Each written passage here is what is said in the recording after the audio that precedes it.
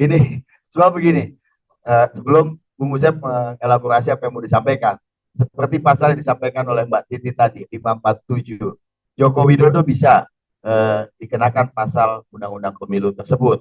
Ya walaupun cuma 36 juta ya teman-teman. Tapi kira-kira bagaimana? Ada 3 tahunnya itu maksimal. Ada 3 tahunnya, oke, silakan.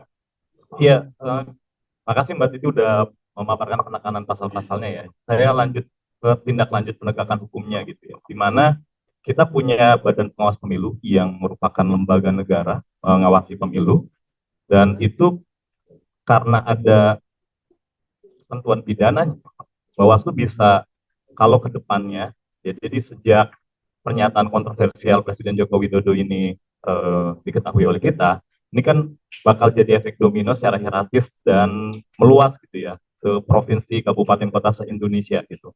Nah itu masuk ketentuan pidana yang penting untuk ditindaklanjuti di Bawaslu, dan harapannya sih di forum Sentra Gakumdu ini kemudian tidak dimentahkan oleh kepolisian dan kejaksaan untuk kemudian dihukum gitu, sebagaimana ketentuan tadi ya, maksimal 3 tahun dan denda maksimal 36 juta.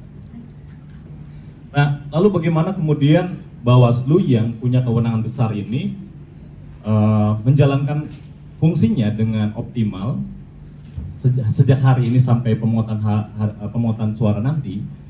Dia punya fungsi pengawasan secara langsung dan fungsi pengawasan yang melibatkan masyarakat.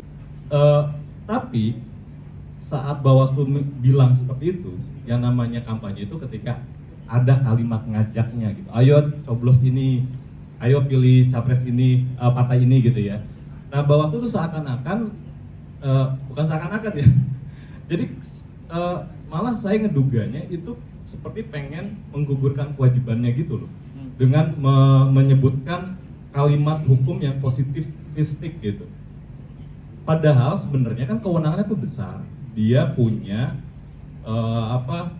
kerja-kerja yang langsung ke tempat kejadian untuk mengumpulkan segala hal yang berkaitan sama dugaan pelanggaran kampanye itu. Kan secara kasat mata sama kalimat kalau tidak ada kan bisa berkaitan sama saksi-saksi yang ada.